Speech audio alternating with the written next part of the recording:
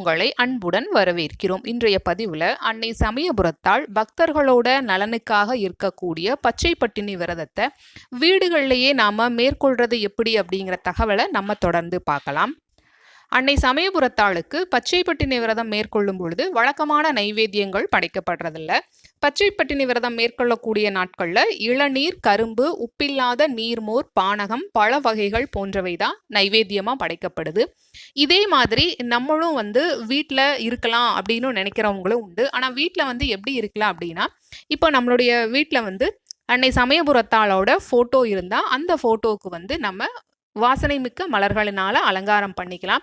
இல்லை வேற மாரியம்மன் ஃபோட்டோ தான் இருக்குது அப்படின்னாலும் ஓகே. மாரியம்மன் படத்திற்கு மலர்களினால அலங்காரம் பண்ணிட்டு அன்னைக்கு என்னென்ன நைவேத்தியமோ, அதாவது இந்த நீர்மோர், பானகம், பழ வகைகள், கரும்பு கிடைச்சா கரும்பு, இவைகளையெல்லாம் நம்ம அம்மனுக்கு நைவேத்தியமாக படைக்கலாம். நைவேத்தியமாக படைச்சிட்டு நமக்கு ஏதாவது வேண்டுதல் இருக்குது அப்படின்னா ₹1 நாணயத்தை ஒரு மஞ்சள் துணியில் கட்டி மனதார வேண்டி நம்மளுடைய வேண்டுதலை நினைச்சு அந்த ₹1 நாணயத்தை தினமும் நம்ம வணங்கி அம்மனோட காலடியில் சமர்ப்பிச்சிடலாம்.